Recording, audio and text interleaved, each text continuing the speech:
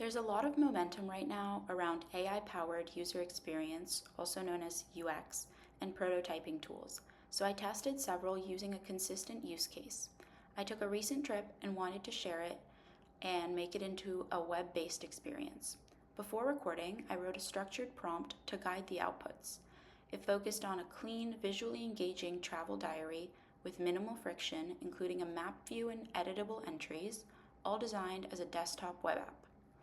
The tools included general purpose LLMs like ChatGPT and Gemini, along with AI assisted design tools such as Claude, Google Stitch, Google AI Studio, Figma, Lovable, and Microsoft Designer.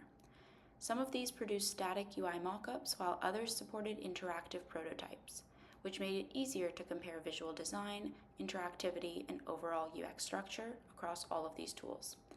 I'm a first-time user for most of these, so let's go ahead and see how easy this experience was and what happened. I had some visuals I liked, and as I said, I had my prompt. So what I did was I had pinned some things to Pinterest, and I downloaded some of the images from my board using a Chrome extension called PinKit. Here, I'm actually selecting 5 totally disparate images, but I just like the styles across all of them, so I was just going to see what each tool decided to do with them. Started with Google Stitch, because that's the one with a lot of hype around it. So I went to WebView and I was in the 3 Flash model. So I imagine the results would not be stellar with 3 Flash because it is an older model, but it would be a lot faster. And here I have my prompt. It's in Markdown. It has a lot about the context of the project. I was replacing the reference moment, so I wanted to actually use those images from Pinterest as inspiration. And I just have a couple of constraints as well, like keeping it clear and concise, and also making sure that it knows its exact task of making it a web app, making it for a travel diary. Optionally, I had in there the query to ask for being able to make entries myself, and some tools were actually able to do that, and others just completely ignored the ability to add entries. But here I am putting it into Google Stitch. This was my first time with all of these products, so this is also really testing how easy their own UX is for navigation. Then, as that was running, I went to my next tab, which was Claude AI Design. Here I'm just selecting prototype. You can do a slide deck and from template seemingly, and I just made it a travel diary, high fidelity, not wireframe. I wanted something a little more comparable to the other tools I was going to use. And the text box, again, very clear UI from them. Went ahead and got my reference images. I had 5, so it was able to support 5 images, drag and drop. And I just hit send, and it was on its way. It was telling me some useful info as I went, which honestly I ignored, but cute if you're gonna stay on the page. Then I just checked back in with how Stitch was doing. It was still running, so I switched to ChatGPT. Here the intention was to just generate an image, because I've heard a lot of people are using just the image 2 model or the new models for image generation of their UX. So I was just going to try that out. I don't believe I was on the latest model, but still good to try. Then I also tried with AI Studio in Google, which actually makes you an application. I've heard this is very similar to the Lovable experience, wherein you can just paste a prompt and it makes a very basic app for you. So I went ahead, pasted my prompt, and also added my reference images.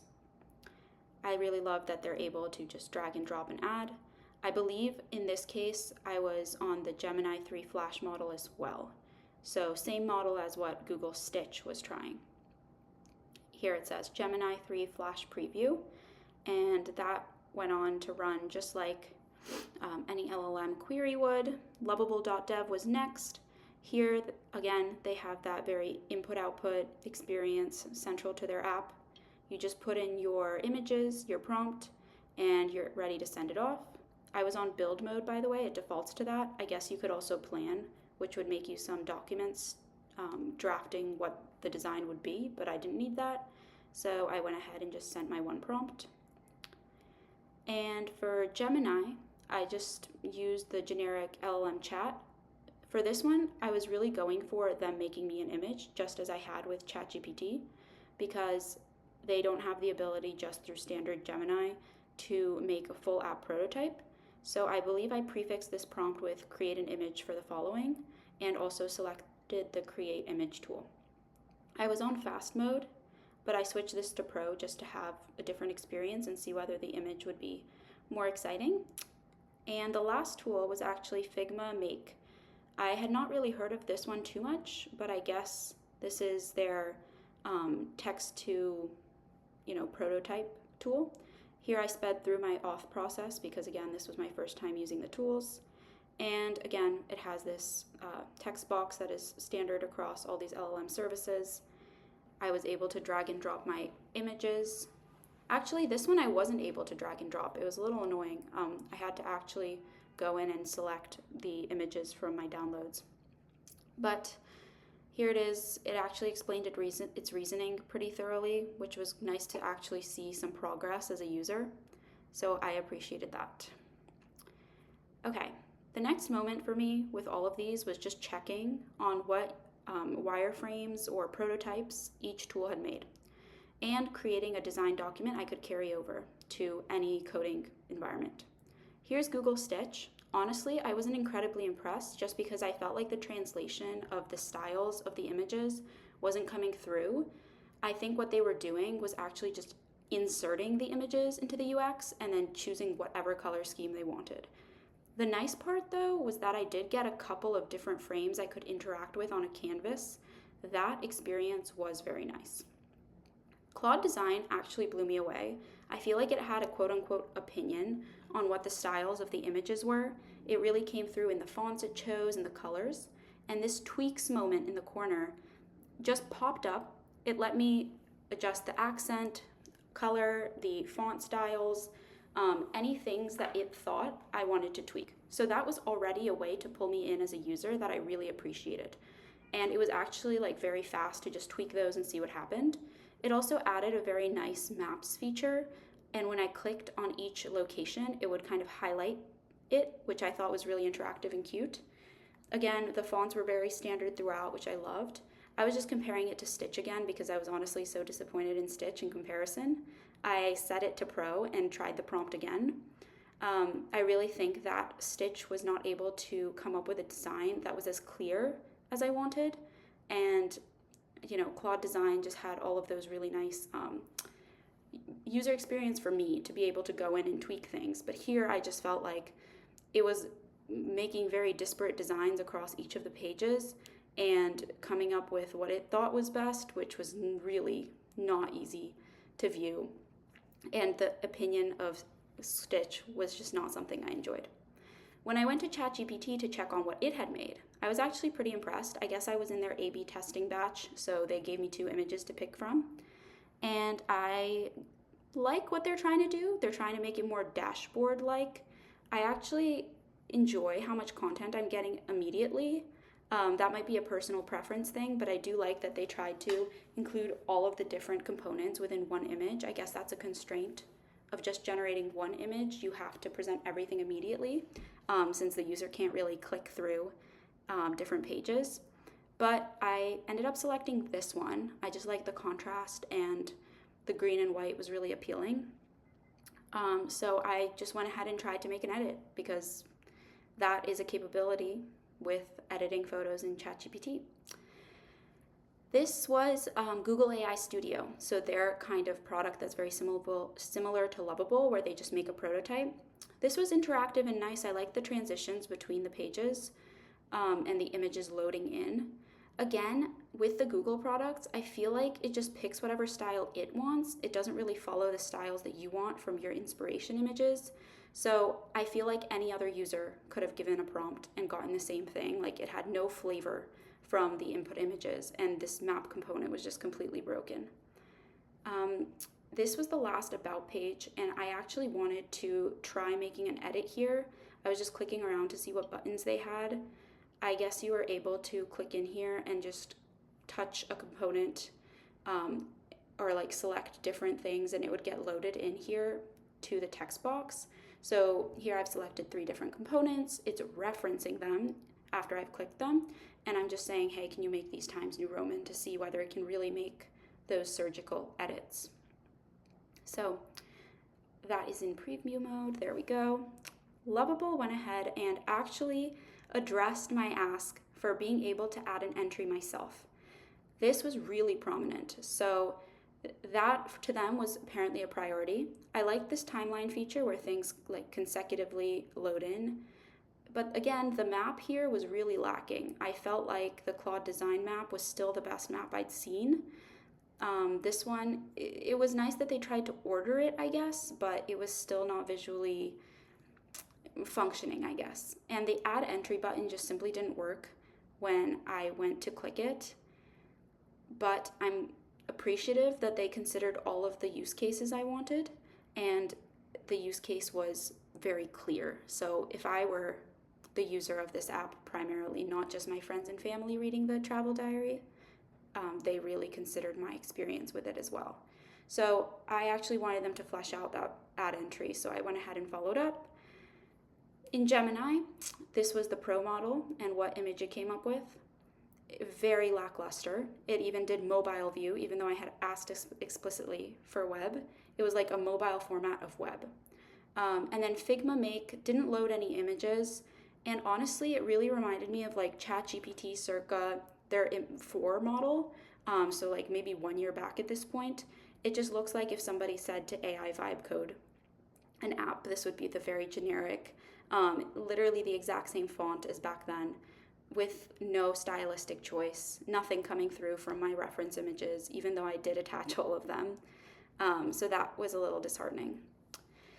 So yeah, going back to Google Stitch and checking on what Gemini 3.1 Pro did after I had it on Gemini Flash, just the Gemini Flash 3. Gemini 3.1 Pro, it didn't do much better. I think that since I was on the same canvas, it had the context of the previous. Maybe that's how that works, so it looks very similar and not very impressive. I did see that there was this like color palette feature, so you could adjust the colors of everything on the canvas. Again, these are all things I'm noticing as a first-time user, so I tried that out. I was just going back to Claude here, trying to figure out if there were any tweaks I could make or anything that I wanted to explore. I turned off tweaks. I went to comment. So at the top, they have a couple more buttons for you to try. At the top here, there's the route. And I said, can you make this bigger? Just to try. Again, I'm just trying to see if they can make surgical edits with their application. And there it was. It went off to address my ask in the left-hand side. And once it's done, it prompts you to reload. It brings you back to the home page. So if you made an edit in another tab, it's not immediately apparent, but it's nice that it has this surgical feature, and I check later in that tab. The route had gone up to a bigger size, that heading on the Maps tab. So that was nice. It was a surgical edit with AI, but you could also go to edit and actually go ahead and touch the settings yourself without having to communicate with AI. And then this draw button I was a little confused by as a first-time user, but it was pretty easy to figure out. You just circle the moment or annotate the actual prototype UX that it has made, and then you can add a little sticky and it will interact with specifically the screenshot of that drawing. So here it is. It applied my drawing, then it loads it as an image into the chat and uses it as reference for what it should do. So I just prompted it to adjust that moment and make the heading all pink, I believe, or just that like drawing moment all pink, just to see how surgical it could get with just reading my drawing. And it is attempting its best. I think the drawing that I made, the little selection, was a little sloppy, but I had high hopes for Claude Design at this point. So it was going ahead and just editing that one moment. Again, it's using that image of my drawing as reference. And then it prompted me to reload. That moment when it prompts you to reload is not like a notification, so you have to be a little alert. And what it ended up telling me it did was just like changing out some images. So it changed out this image for a nighttime image. I don't know how that relates to my drawing, but I guess it tried to make headings interactive that way. Okay, ChatGPT did successfully change everything to Times New Roman, which was nice. And in Google AI Studio, things were still, I was still trying to see what it had done. Click on the forgotten path moment, which was the about page, and they did change it to Times New Roman. So the surgical edit there did work on that last page. Lovable, when I checked back, was still stuck on an issue. I believe that in order to add an entry, it had to make a connection to Superbase database. So I was trying to set that up for me, and it got stuck. I was trying to click around on the add entry buttons and frustratingly not being able to interact with the page anymore. When I refreshed it, it brought the original web app back without the ability to click add entry. So that was upsetting. However, with Figma Make, I was also trying to add entry and that wasn't letting me to click, which I guess is the limitation of prototyping. Being able to play with it in a canvas was a paid feature though. Then back in Claude Design, I'd heard that design.markdown was a new standard now where AI agents can read in plain English or whichever language just about the style standards that have come about as a result of prototyping. And basically this way, if you're in a different coding environment, your style will just translate to whatever project you're in there. I wasn't able to find a way to export it immediately as a first-time user, so I just went ahead and prompted for it. I imagine that there is maybe a button for this somewhere. I've heard a lot of hype around buttons in other places. I believe Google Stitch also has a button somewhere for a design.markdown, but this wasn't immediately available to me in Claude Design, so I went ahead and prompted for it. I thought it was enough of a standard these days that it would know what I'm talking about. So back in Google Stitch, I had tried to switch to this Glacier theme, if y'all will remember, and it was even more horrific, but at least it applied to the theme. So I was happy about that. I was trying to export these items, so you could do that. You could also share it so people could come to the canvas with their Google accounts, I imagine, and play around with it too.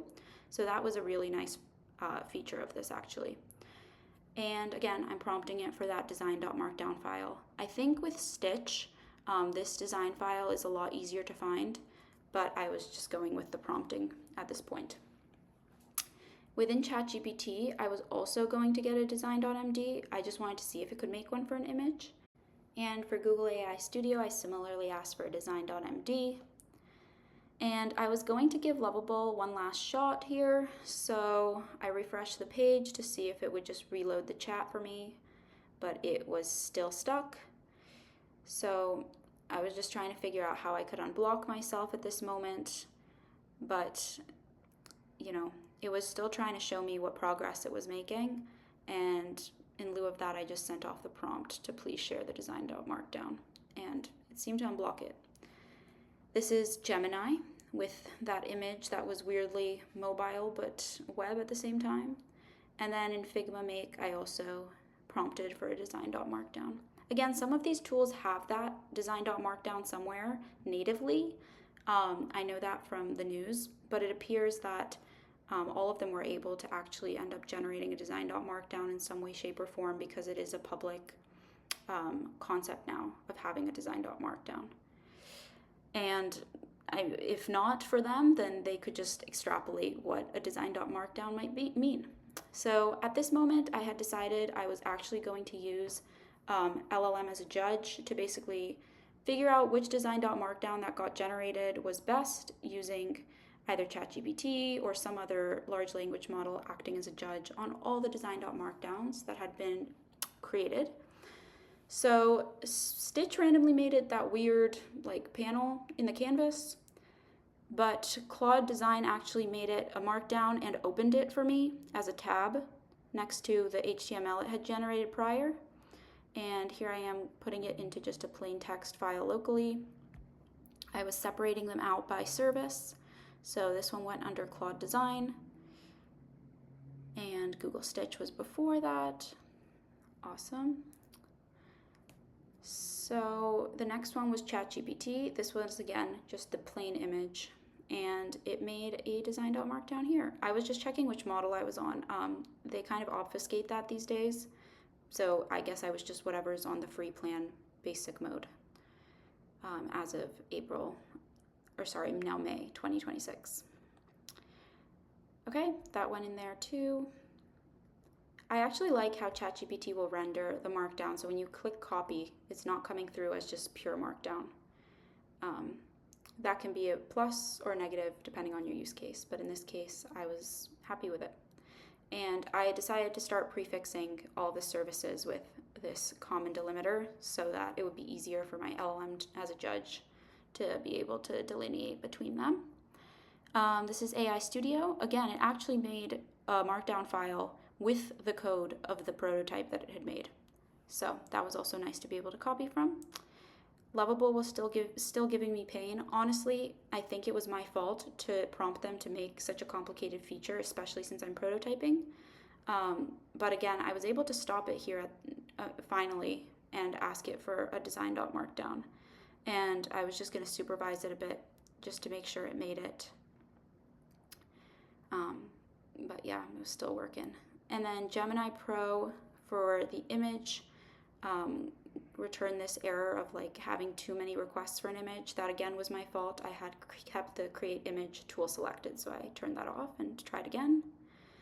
And with Figma Make, it was a little hard to see where it had made this design.markdown, but I figured it must be in code for the prototype and was able to find it that way. And here it is. It seemed to make one of the lengthier ones in this demo.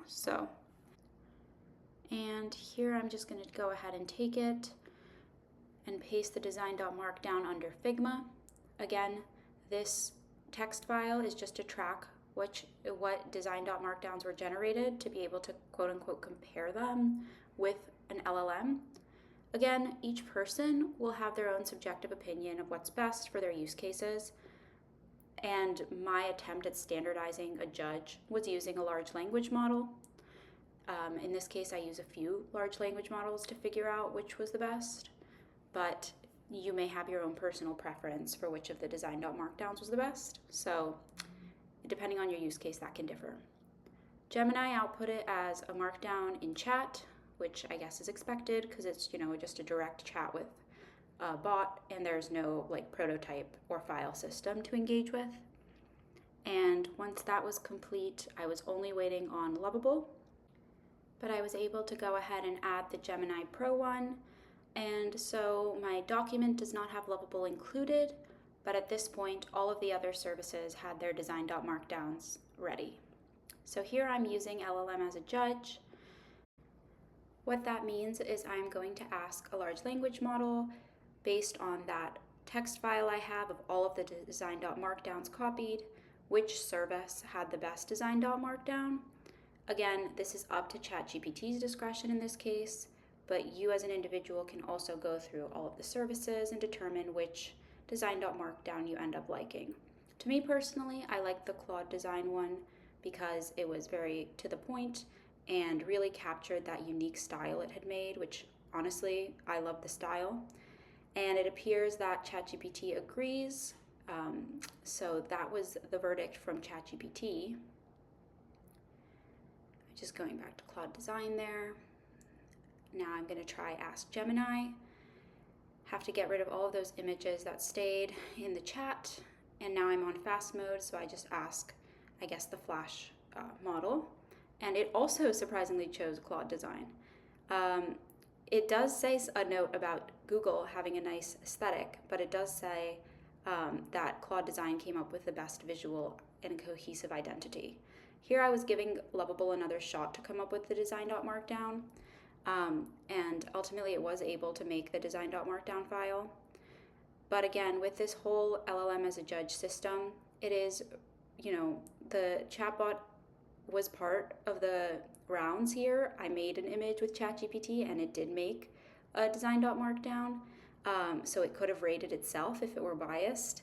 And likely some bias is coming through, as we saw with Gemini calling the Google product out explicitly.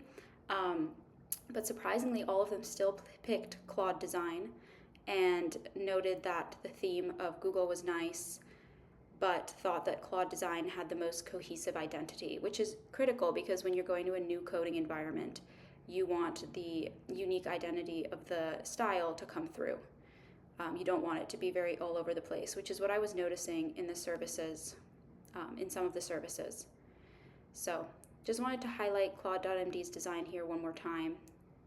Looking at these entries that it had made for me, I just was really impressed with this initial rendition. I'm sure these fonts are very common these days in UX experiences. I've seen it before, but still very nice. As a bonus, I also looked into Microsoft Designer, and Designer is actually for creating images here. So I'm using it very similarly to ChatGPT and Gemini just to make an image for me of the UI prototype, but I just wanted to see what kind of style it would come up with. You can make some adjustments on top of the images that it generates, but largely it's going to just make you one static image of that prompt that I had originally used across all of the services. I did prefix it with create an image for, just because with the prompt as it was, it may seem more geared towards a prototype and confuse the create an image functionality, but I just wanted to see how it would compare to like ChatGPT or Gemini, or what kind of voice would come through in the design. This is a free tool, you just have to make an account. And again, all of my experiences here were for the first time with a lot of these tools, so it was also testing how easy it is to use for the first time. And here I'm just emphasizing that you get like 15 credits. In this case, I used 1 to make this image.